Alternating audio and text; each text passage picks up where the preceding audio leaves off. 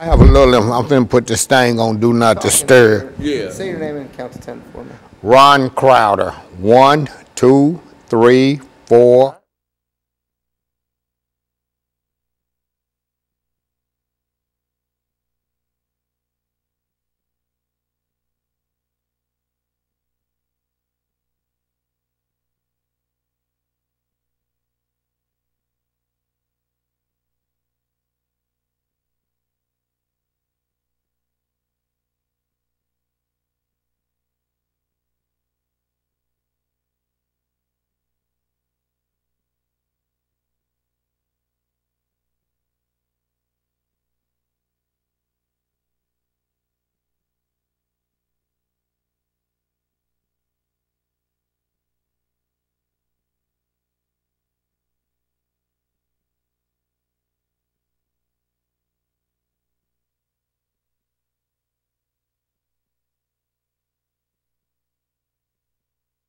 And I had my telephone off on. Okay.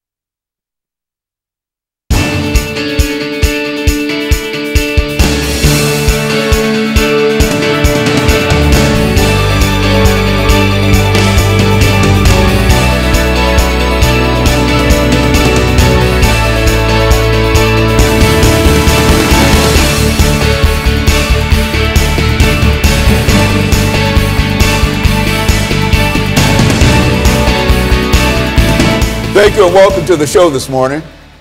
The topic this morning is the status of HIV and AIDS in Nashville. And we're fortunate to have with us to talk about the status of HIV and AIDS in Nashville, a longtime fighter of HIV and AIDS in Nashville, Mr. Ron Crowder. And many of you might recall that Mr. Crowder has been with us not only on many other shows, but he also is the founder of a very, very important anti-HIV AIDS organization called Street Works. And Mr. Crowder, let me welcome you to the show this morning and to tell you how delighted we are to have you and to tell you how glad we are to have you in this seat, because it's been quite a number of months since we've had a good HIV AIDS show. And some folks are saying that HIV and AIDS might be disappearing or whatever. So let's talk about first about you and your background, and then by perhaps the second segment we'll get into the status of AIDS. But more than anything, let's talk about Ron Crowder first. Okay, as you said, I'm Ron Crowder. I'm the founder and the CEO of Street Works. Street Works is a nonprofit agency that's been around for almost 20 years. We started in '97. We have 3 locations in Nashville. 2 of them are located in public housing, the Casey Homes in East Nashville and Tony Sudicum Homes in South Nashville. We do free HIV testing. We do free hepatitis C testing. We provide a multitude of direct support services for people living with HIV and people who are actively using drugs. So we work, and the name comes because we work the streets. We work the streets a lot at night to prevent new infections of HIV and hepatitis C. We work the streets to interact with people who are actively using drugs and to try to do some type of intervention with them, and if necessary, and if whenever they get ready, we help them get into treatment. And so, Mr. Crowder, we know you, and as we said, you were one of the first HIV/AIDS persons that we recall being able to talk to about that disease, and you, since that time, not only have you grown the organization, but you've grown your influence throughout this nation in terms of what AIDS is and the status of AIDS. And what we'd like to do today is to have you to give our audience as much information as you possibly can about the status of HIV and AIDS in American society in Nashville. And then we'll dedicate ourselves to that proposition for the rest of the show. Okay.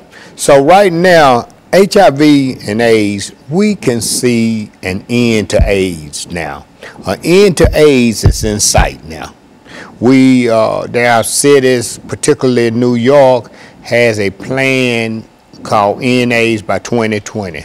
So they actually have a plan of ending AIDS by 2020. Nashville doesn't have a plan yet, but with all of the new interventions and the new treatments, we can see HIV and AIDS ending. You know. Well, you know what, I think when you first came to us, Mr. Crowder, that was several years ago when this was a real disease and people were having all kinds of problems in reference to it. It's strange that you can now say that within the next 4 years, because I think at one time we thought that this would be something that would be with us forever and ever, but you mean that the technology and the drugs and et cetera have come to such a point that we can talk in a real sense and be serious about saying that 4 or 5 years from now we might see the last person to be afflicted with this disease. Yeah, end is in sight. I can't say that realistically 5 years is going to be the end of it, but we do know that the end is in sight. That it's not forever, as we thought for at one time. Yes. Right now, HIV is more of a chronic illness than a death sentence as it was. Like, I can't remember the first time I came on your show, but I do know that the first time I came on the show, that was in the 90s. Yeah, HIV was still a death sentence. If you got HIV, you was gonna die with it. That's right. Now they treating HIV as a chronic illness, and what they are doing is, if they can get the viral load to undetectable, then your chances of transmitting the virus is slim and none. So a person who has HIV in an undetectable viral load, their chances of transmitting it to their sexual partner is slim and none. Okay, and so what we're going to do, we're going to take our first commercial break, and we're going to be back with our audience following this very, very short commercial break.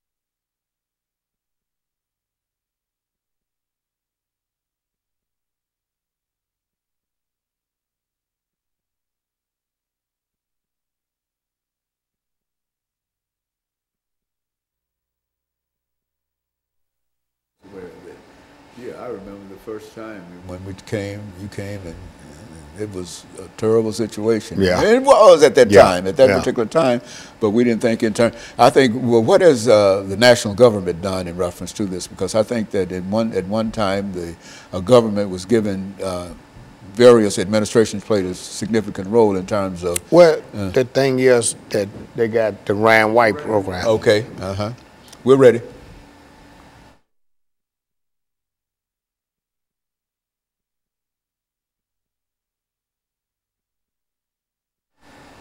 Thank you and welcome back to the second segment of the show for today. We're talking to Mr. Ron Crowder, and he's given us some information in reference to the status of HIV and AIDS in Nashville.